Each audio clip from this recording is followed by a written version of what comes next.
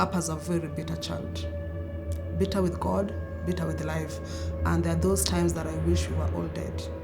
There are times I was contemplating if there was a way I could kill everybody in my family so that we don't go through the kind of life that we are going through.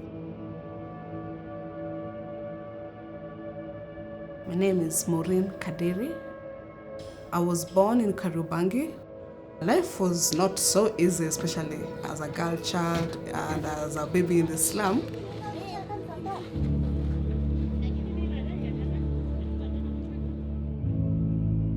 Poverty brings bondage, where you tend to feel like this is me, and this is how I live, and this is how I'll die. My mom was not working. My dad was a casual laborer.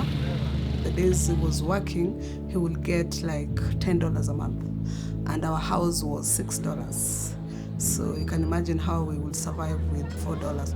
So life was unbearable.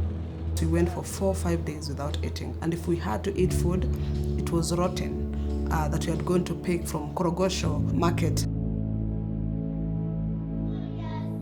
You cannot concentrate on an empty stomach, and so many of the times I would be last in class. I had names like I was called hyena because every time people were eating, I would go and ask them to give me food.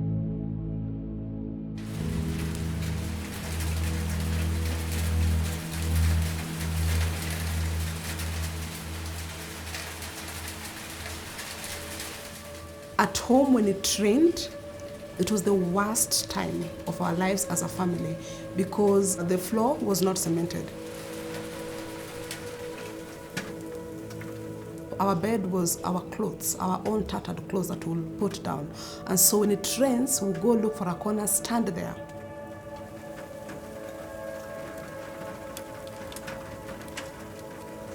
And the little books that I have, the uniform that I have, if it has been rained on, I would cry because the teachers would not understand that this is my situation. We didn't have any direction. We didn't have any tomorrow. There's no ray of hope in everything that is happening in my life. So that actually even made me hate myself so much and hate God. But the moment I joined Compassion, when I was 7 years old, my life changed. The Compassion project was a second family to me, where I received even more love, and care at a very personal level.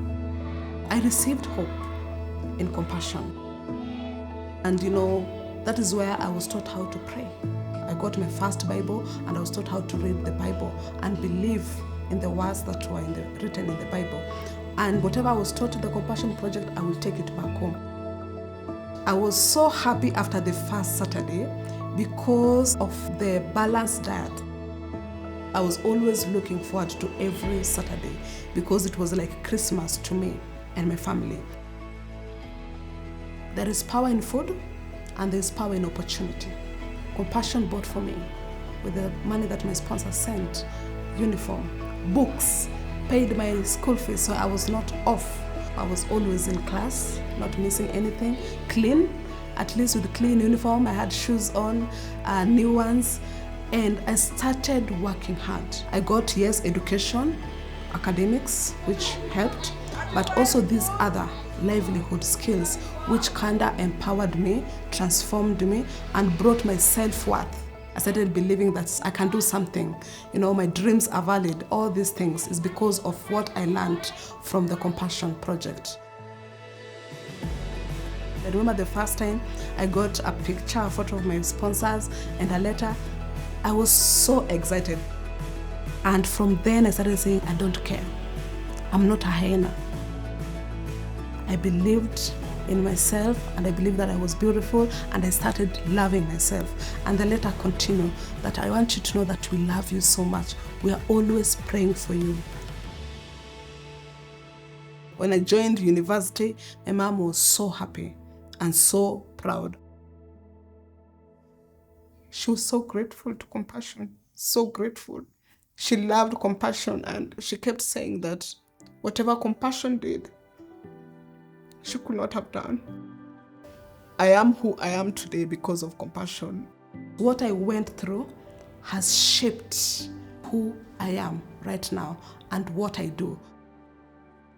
I started Rehema House, a Christian non-profit organization which rescues young, poor, pregnant girls from the streets and slums of Kenya. To me, Rehema is a baby of compassion. There's counseling, there's discipleship, there's mentorship. We have people working with them. I love these girls and I connect everything happening with my story because that's why I'm thankful for my background. If I never went through what I went through, I will not give the girls my all. I know what it means to go hungry for days. These girls, that is what they're facing right now. I'm able to fit in their shoes. I love when they come and hug us and say, thank you for loving me so well.